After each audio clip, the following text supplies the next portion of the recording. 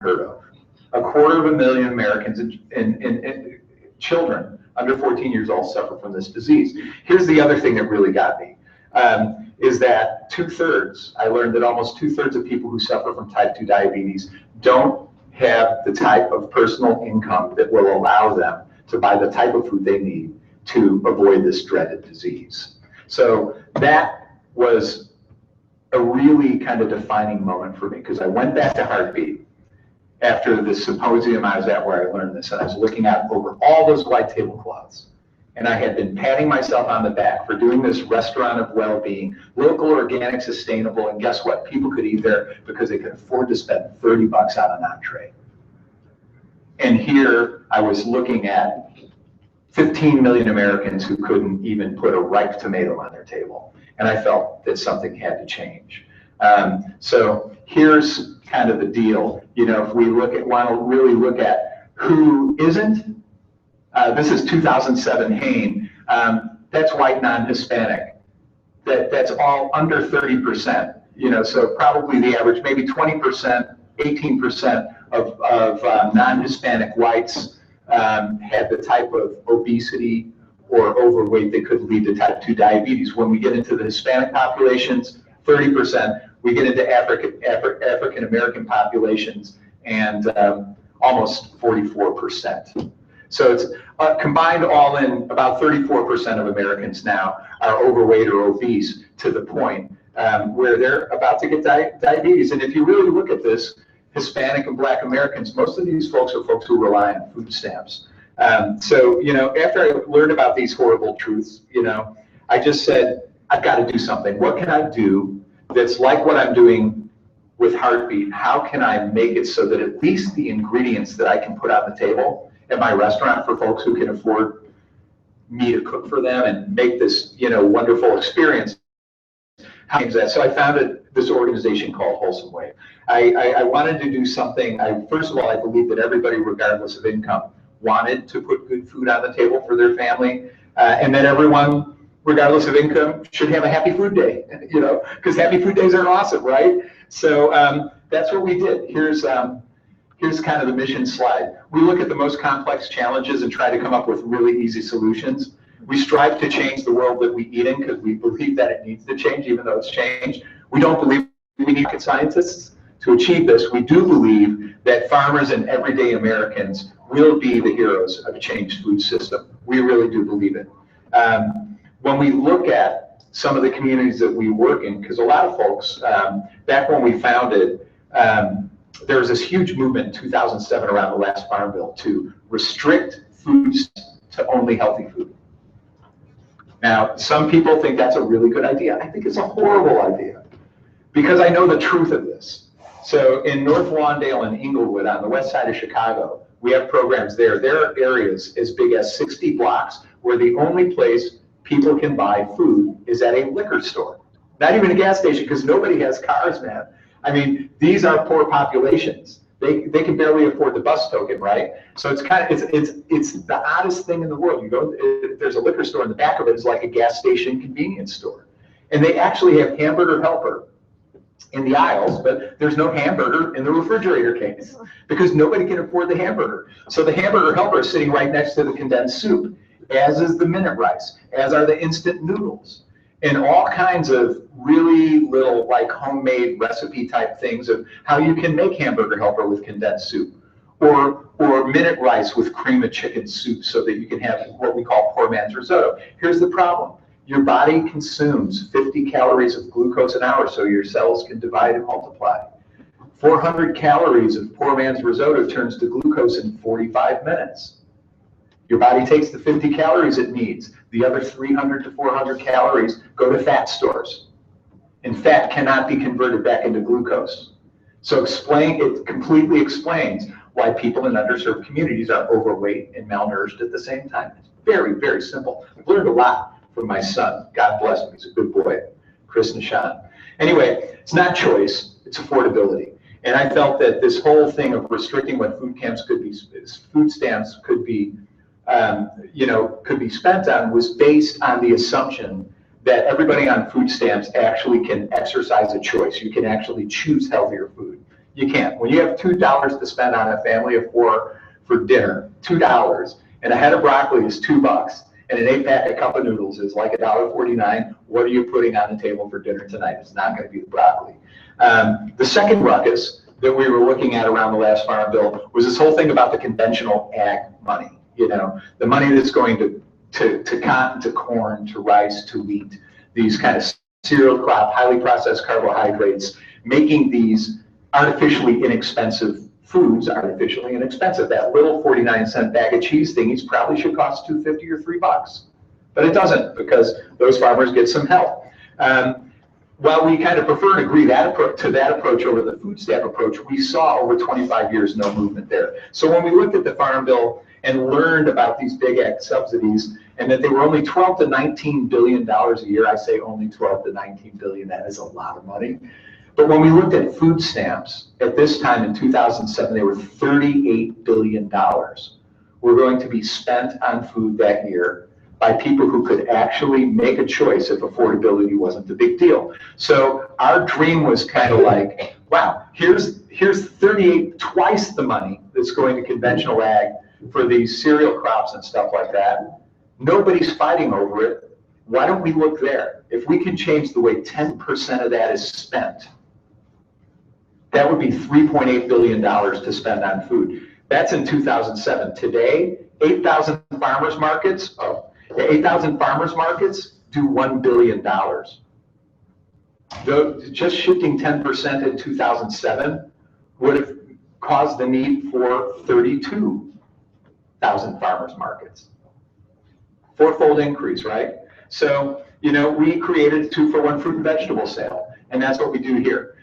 It's called the Double Value Coupon Program. And the way it works is folks on food stamps would come to the farmer's market. You can see this thing is called wait, I got my fancy little thing, EBT card there. Those are little tokens. You use that, swipe it for $10, and you get $20 worth of tokens, and you can go to any farmer and buy fruits and vegetables in the market. At the end of the day, the farmers come back to our nonprofit program partner. They give us the tokens, and they get their dough. They get their money. So they're not like, they get their full retail price for their food.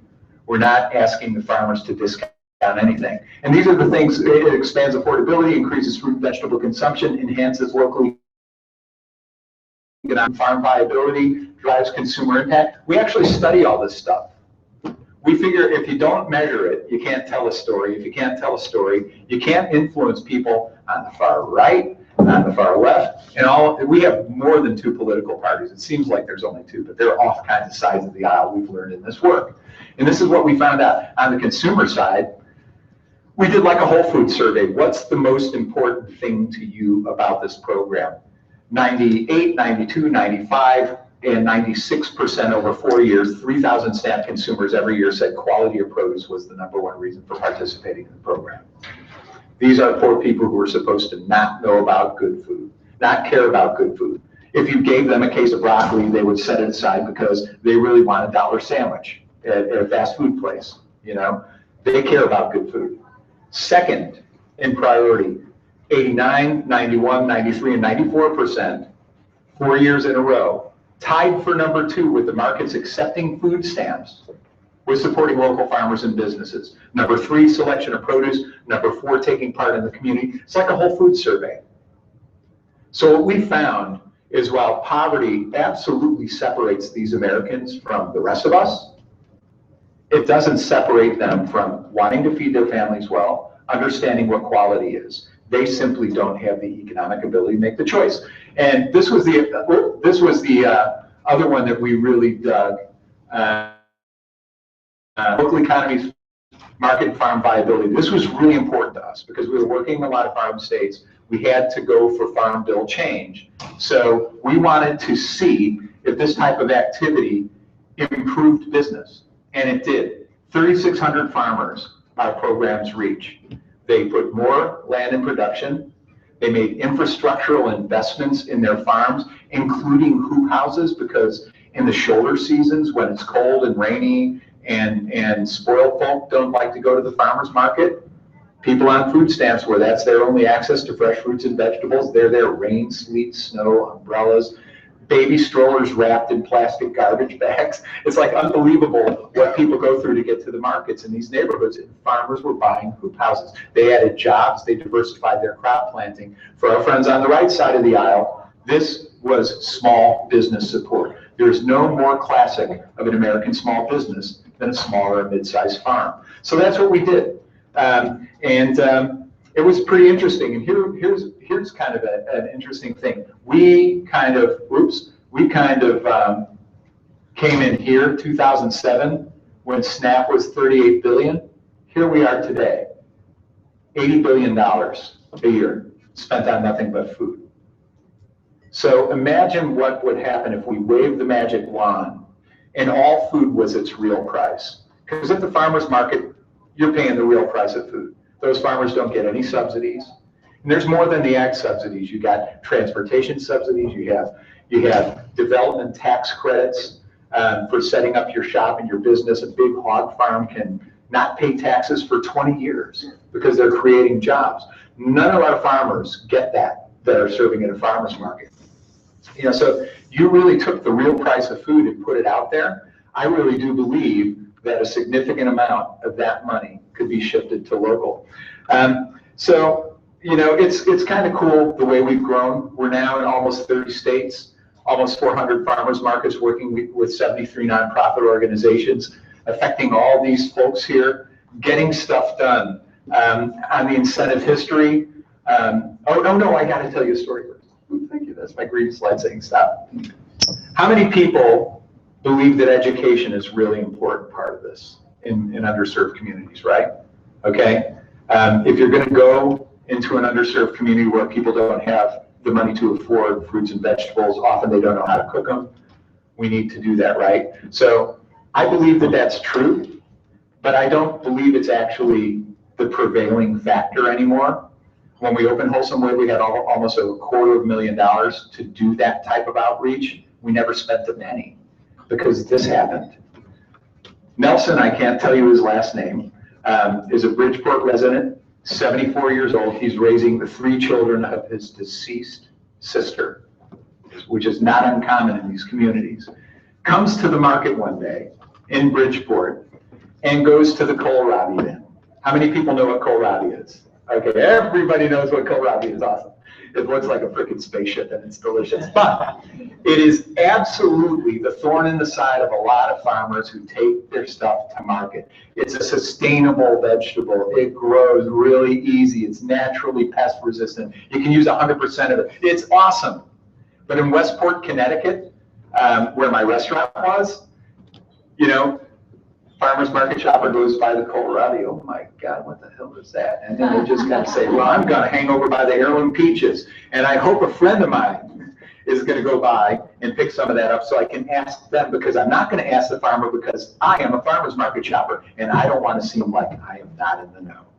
So they watch the kohlrabi. Nobody goes by, nobody buys it, nobody talks to the farmer, and the farmers get frustrated. Nelson goes to the kohlrabi and starts waving it over his head saying, excuse me, excuse me, excuse me, until me and my other friend, Nelson Ciccarelli, 5th generation conservative fruit vegetable farmer wholesale guy who is bringing our stuff to the market at a low wholesale price, comes over excited that this guy is excited about kohlrabi, and then gives him like 8 recipes. You can eat it raw, you can make a salad, you can cook it like turnip. Oh, I like turnips. It's kind of like a radish when you eat it. I love radishes. Nelson took home 20 pounds. It was 80 cents a pound with this doubling cents a pound. So education is only meaningful if you can act on it. Otherwise, it's meaningless. I've seen countless times groups go into farmers markets or groups go into poor communities and say, this is broccoli. It has niacin. It has this, it has that. And you can demo it all day long. You can make it as delicious as you want. If they can't afford to go to an aisle and take it home, they're just going to walk away. That's the way that it works. So when you address affordability, it opens up the world on a whole bunch of other stuff. Now I got to stick to this, man, so that I go over, right? So anyway, for both of these Nelsons, it was a happy food day, right? And it was all about kohlrabi. And I love that. Now, here's the thing about our work, right? 2005, we were doing pre-pilots. 2007, we launched in a handful. By 2008, we were wiping away. Policy change happens in a variety of ways. You can go for an act of Congress, or you can go for rules and regulations that just don't make any sense, you know? And if you go with the right kinds of stories and you tell people, hey, look what's happening over here, and gee, you know, it's working, and oh, it's supporting business, and look at the economic development and all these things. All of a sudden, these waivers start melting away and stuff, and then you see this pathway where we get to 2014, and this February, the Farm Bill passed with $100 million to double food stamps at farmers markets as a result of this work. Now you can applaud. It's awesome, right? It's awesome. You know, so we made change, and that makes it really a really happy food day. You know, but we're not done.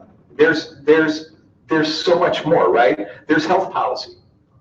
There's defense policy. Number one national security issue by a board of now 44 generals and admirals have joined this board, and they have said childhood obesity and first-term reenlistment obesity are the largest threats to our national security. Almost 40% of enlistment-age children are too obese to qualify for the military.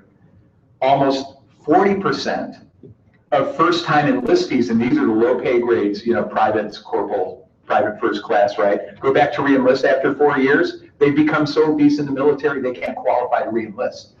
So these are people who have been trained, who have been subsidized housing, subsidized food, et cetera, et cetera. The food system in the military is a mess. There's defense policy opportunity there. And there's finance policy too. So we're gonna start with health policy. These are 2007 numbers. Now, a lot of people here, I get, you know, pretty freaked out by people who misquote stuff all the time. You know, we're saying obesity is costing the United States, they're saying $127 million a year. It's $123 million in 2007, but these are diet-related cancers, not all cancer. Diet-related cancer,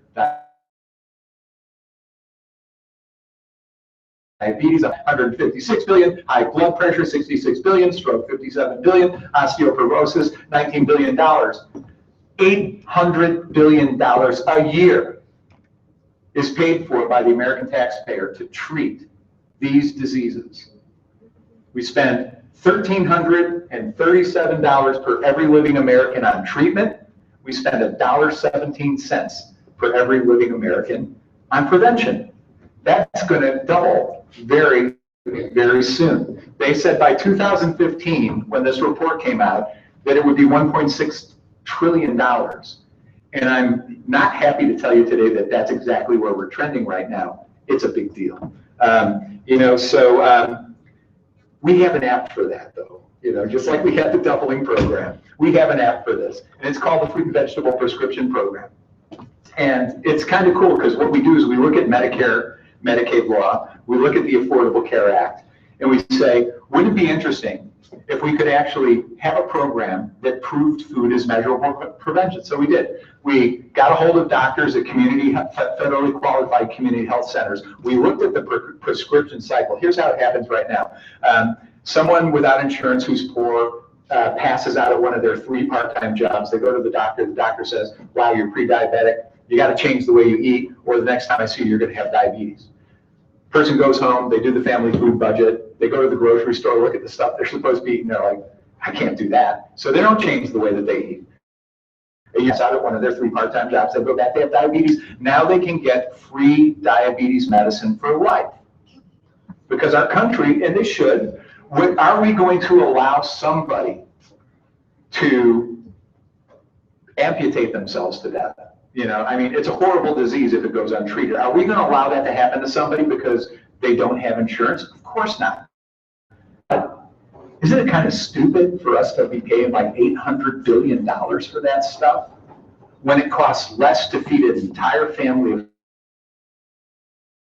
4 for an entire month for life is cheaper than having one person in that family become diabetic and pay for their medicine for life?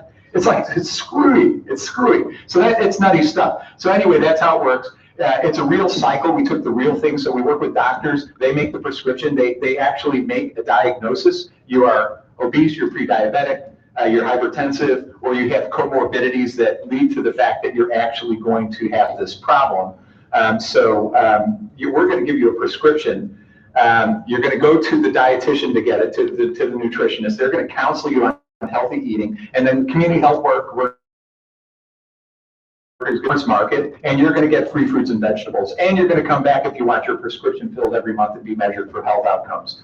44% of our index patients drop BMI in a 20-month intervention, 20-week intervention. So it's now working in 6 hospitals in New York City, and it's doing incredibly well, and the farmers are doing well. We have a healthy food commerce investments division because we believe we're audacious change, and we believe we're going to get the health change, that if we shift billions of dollars to local food, the food businesses don't exist to take advantage of that. We want to make sure that they end up in the hands of community farmers, urban farmers, small and mid-sized local farmers, aggregation facilities, redistribution facilities, the types of facilities that used to exist, meat lockers, when we had this strong, resilient local food system. We believe that change. I've seen in the last 10 years more change than I saw in 25 years before that. And the important thing to remember about it is the part that each and every one of us plays in that. You know, I see a lot of students in here. I don't know what you guys are going to school for, but when you look at marketing, business development, technical assistance in business planning, these are all things that are missing from the field when you look at the Food Hub business. When you look at ag sciences and real soil management and composting, real soil health, you know, healthy people need plants. Well, healthy plants need healthy soil, right? There's something in this for everybody. Food as a single subject has more impact on human health, societal health, environmental health, community health, economic health than any other single subject. So there's something in it for everybody, and I'll bet each and every one of you in here has an app for that. Happy Food Day. We got 5 minutes. How'd I do? Did I take too long? I'm so sorry. That was great. Awesome. Okay. Cool. Did you want to do question and answer? Or? I was going to say, we have questions and answers. If you want. Here. It's cool. For Michelle. So, get to it. Yeah. Ask away. Oh my goodness. I must have done a really great job because no one's asking any questions. Kale recipes? I can do recipes too, yeah. Go ahead. Do you miss having a hand in more of the restaurant side now that you kind of moved more towards this? Do you work with small restaurants, bigger chains of restaurants as far as how to do these things, or do you mainly work with just the end consumer? Okay, so the question was, now that I don't kind of have my hands in restaurants, am I working with small businesses, large restaurant businesses, or just with the end consumer? Tough to answer the first part of the question because I've only stopped just as of January. Okay.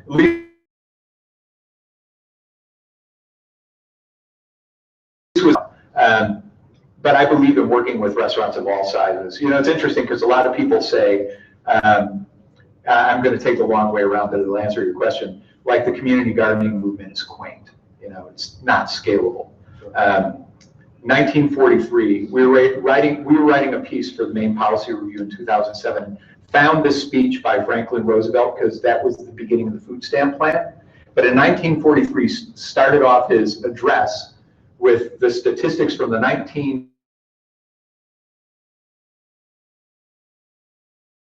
48% of all fresh food consumed in the United States came from privately held victory gardens because all of the larger farms had to produce for the marching army.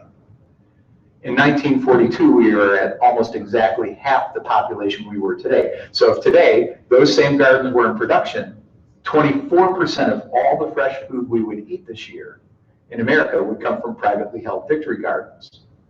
And in a place like Green Bay, Wisconsin, where maybe 30% of the fresh food you consume doesn't even come from the United States, that's a pretty significant number. So the answer, when we're talking about scale, is that there has to be something. So I work with small restaurants, I've worked with very large restaurants, I worked with Saugn Airways. They were owned by Delta, the first airplane to do food for sale, 30,000 people a day. It was all organic, so we were working with Organic Valley, Niagara Ranch, Lundberg Family Farms, et cetera. I believe that everybody has to do something in this. But I don't believe that all big is the way. I don't believe scale is about taking a really good idea and just making it big. I think, you know, when I look at the restaurant business, we feed and employ more people than any other food-related business in the world, and than many other businesses, period. Feed and employ, and that's made up of businesses from single vendor food stands in Singapore, street carts in Mumbai, food trucks, mom and pop shops, white tablecloth restaurants, all the way up to the Darden Restaurant Group, which is almost a $20 billion company now. We can't patent a thing, yet we feed and employ more people than any other business. Why can't agriculture look like that? Why can't we see a business climate, a policy climate that allows a 1 acre producer to be able to feed their family and get their kids a good education? You know, so I think, but we do have to feed 9 billion. It shouldn't be as big as it is, that's for sure. There's a role for large. That shouldn't be as big as it is. What's missing is a really big mid-size, right? The type of aggregation, value-added processing facilities, again, meat lockers, things that could really allow us to take care of school food in all of our school districts and colleges from within 3 states of ourselves. We once were able to do that. We were good at. All that stuff is gone. I believe we need to bring it back because that's where the jobs are. No robots. Screw the robots, man. I'm done with robots, okay?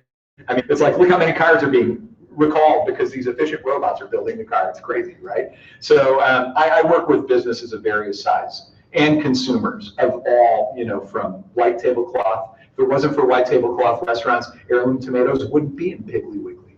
You know, so I think there's a role that everybody has to play. It just brings us back to how food is such a great connector for each and every one of us, no matter where we're from, no matter what our income.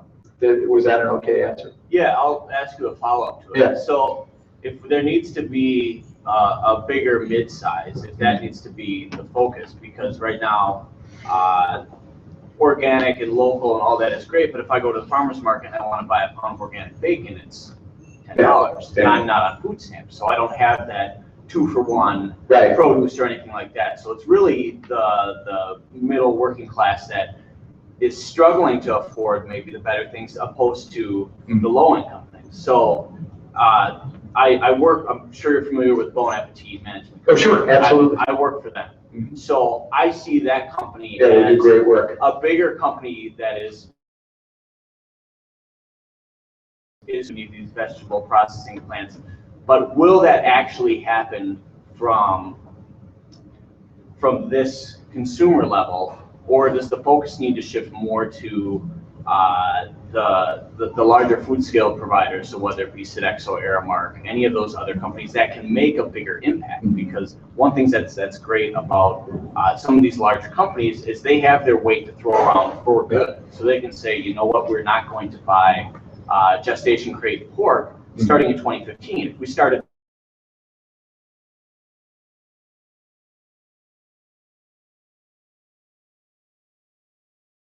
So Fidel Bauchio is the CEO of Bon Appetit Management Company, which is a very, very large catering company that does colleges, institutions like, you know, large aquariums, places where thousands of people are fed. And they have one of the most remarkable sustainability protocols in the world. It's amazing. These guys really walk the walk.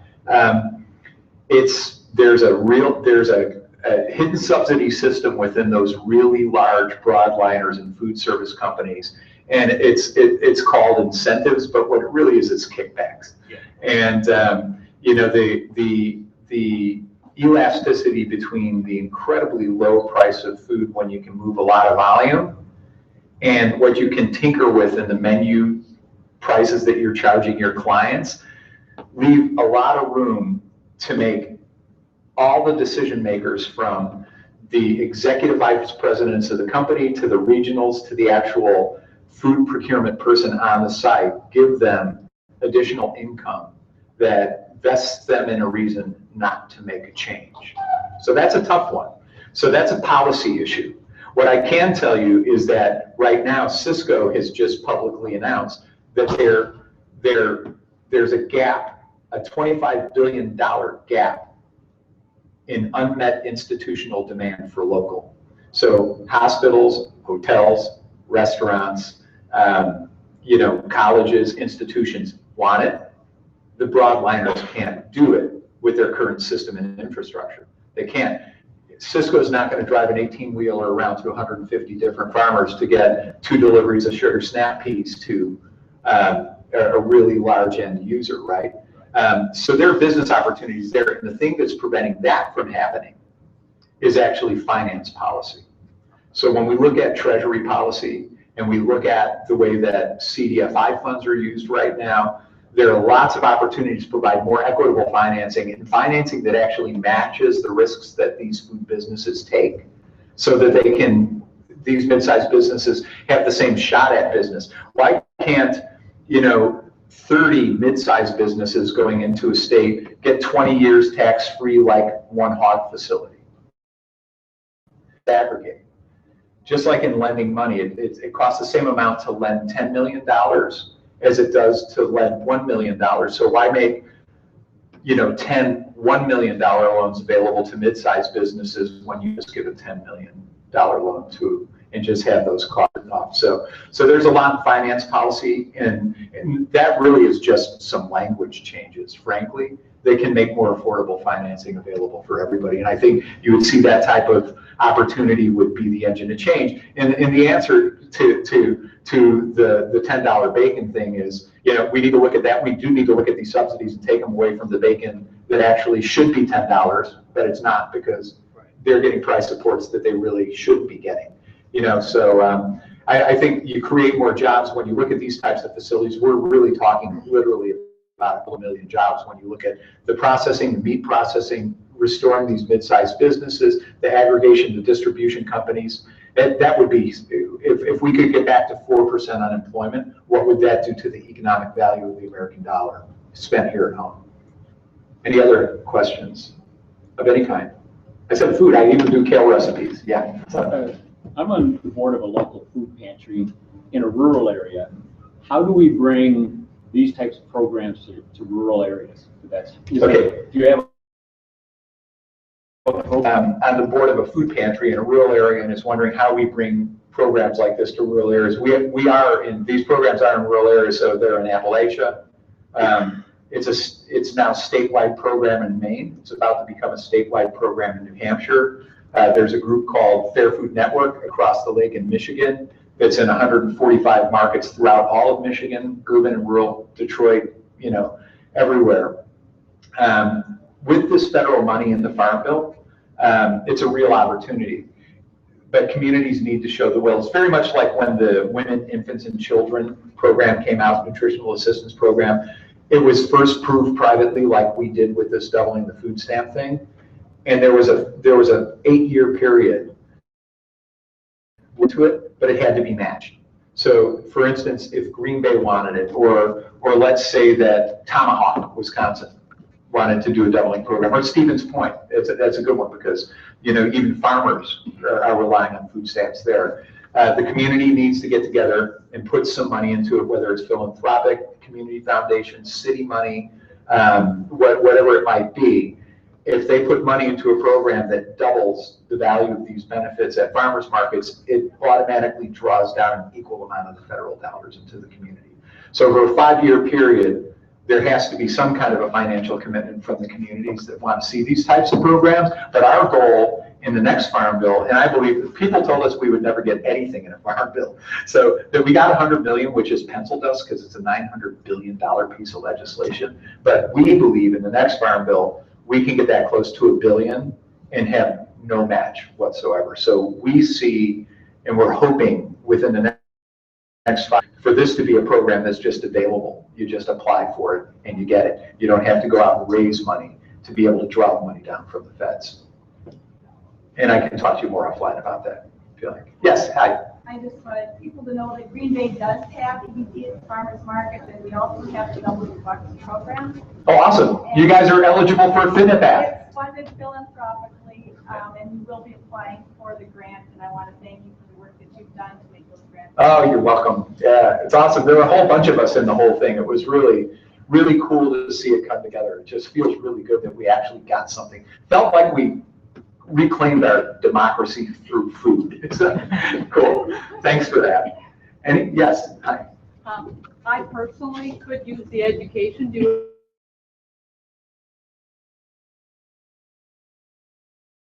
I live in Connecticut. Come on by and cook it all the time. You can hang with me, man. You can be my sous chef. Yeah. I still do demos from time to time. You know, folks are always asking and stuff like that. It's a wholesome way. I travel like 30 weeks.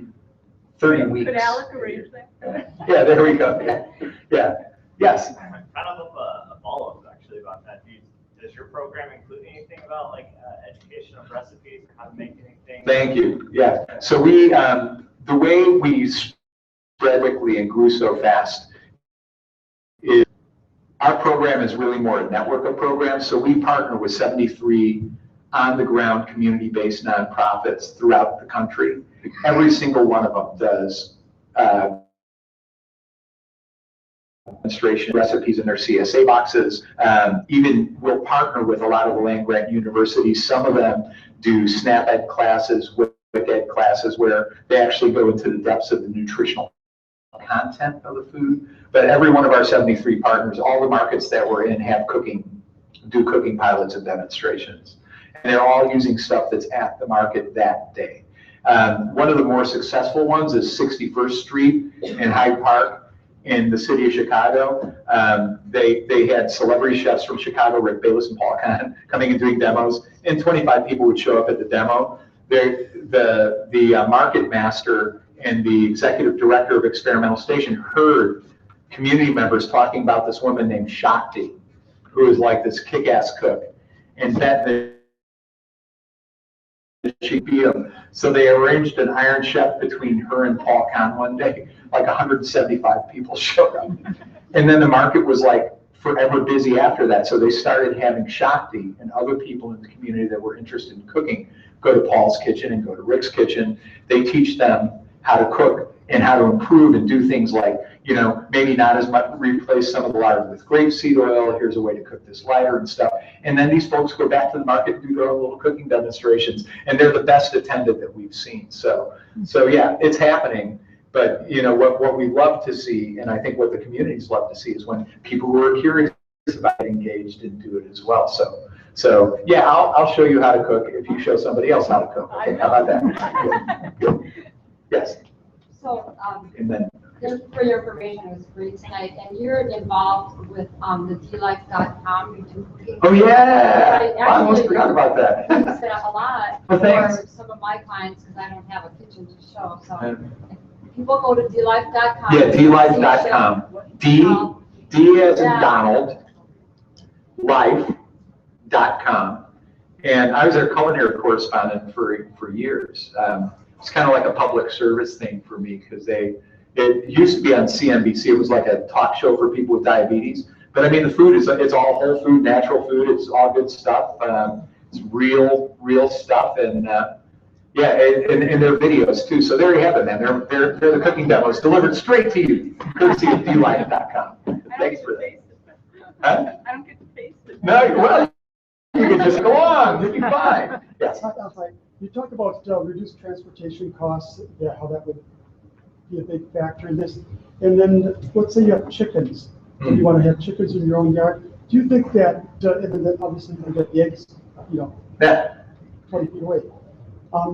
Is the country too domesticated to allow all the noise from having roosters and chickens? Okay.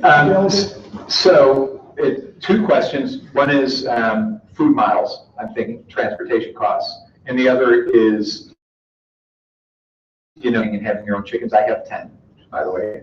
I have 2 I have 2 white leghorns, 3 red cross, 3 astrolorbs, and 2 Americanas. Is that right? That's 10. Yeah, right. Okay. Anyway, yeah, and they're like 10 feet away, and the eggs are sensational. When they stop laying the eggs, the chicken and dumplings are delicious. And my compost pile has never been happier, you know. And what we're finding in most communities is cities changing their regulations and allowing backyard chickens.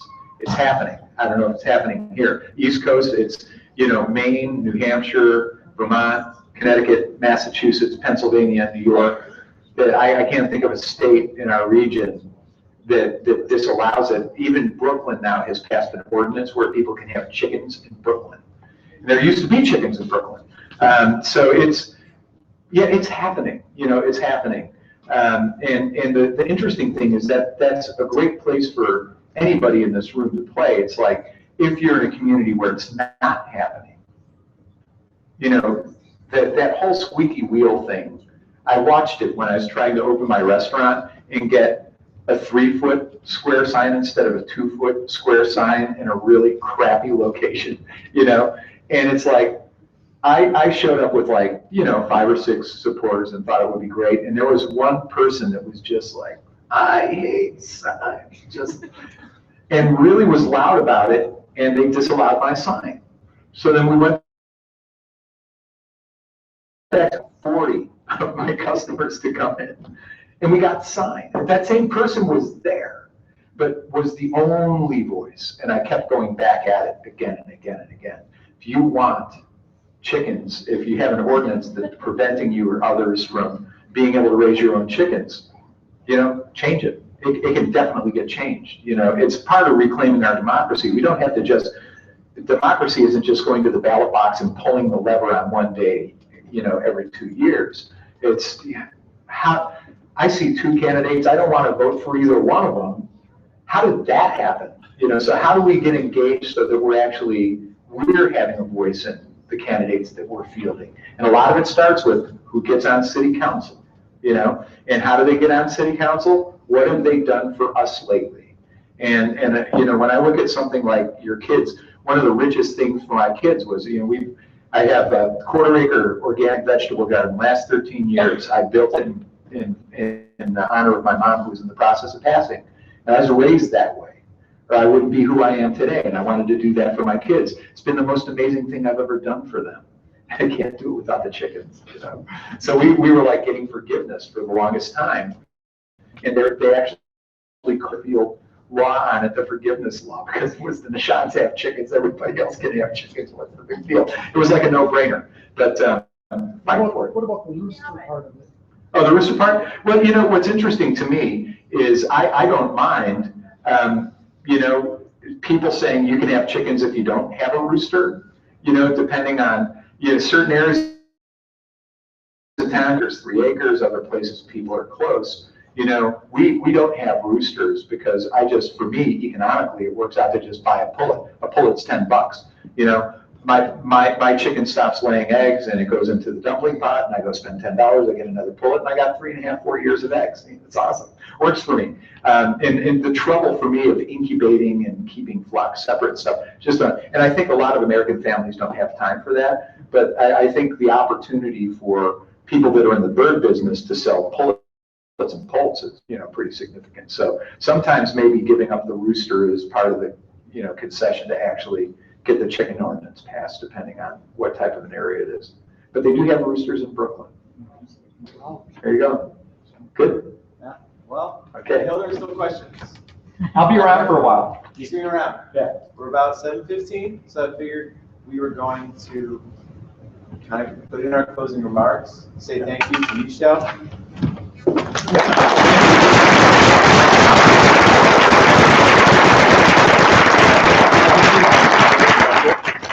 I have to announce a couple prizes for the raffle.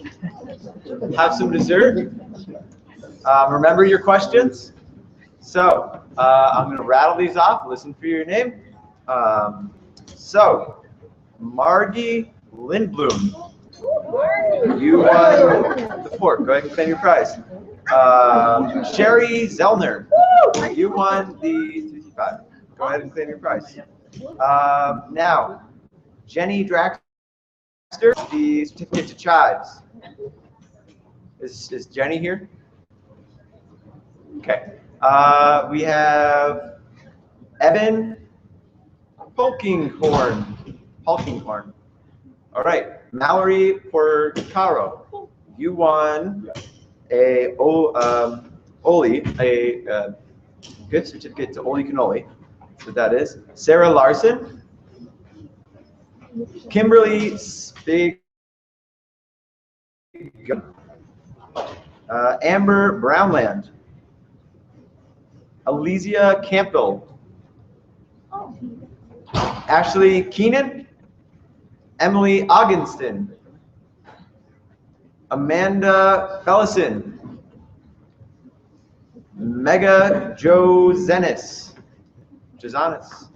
All right, Megan, you won a gift certificate to Marco's Pizza. Robert Metzger. Jocelyn Vivas. I'll take it for him. Peng Da Vang. Matt Rinkman. Matt, you won gift certificate to Marco's Pizza. Everyone else will have to email for the smaller prizes. The grand prize winners were here. So that is all the prizes. Please feel free to eat dessert, drink coffee, talk about all the great things we're going to bring into the food world. Thank you.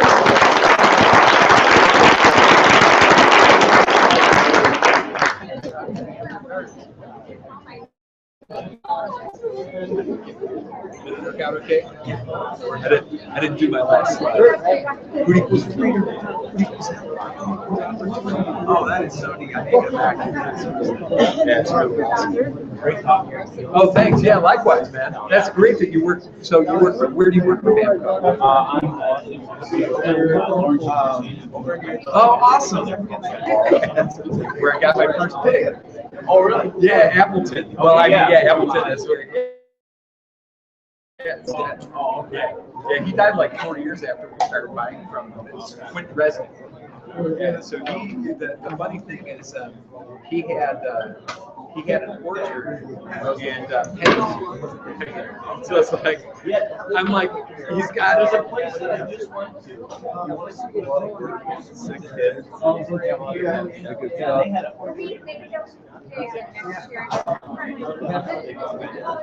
Okay, to Pier. Okay, yeah, to Pier. Okay, all right, yeah. No, this was an Appleton. Yeah, it was wild. You know, I went to I buy these like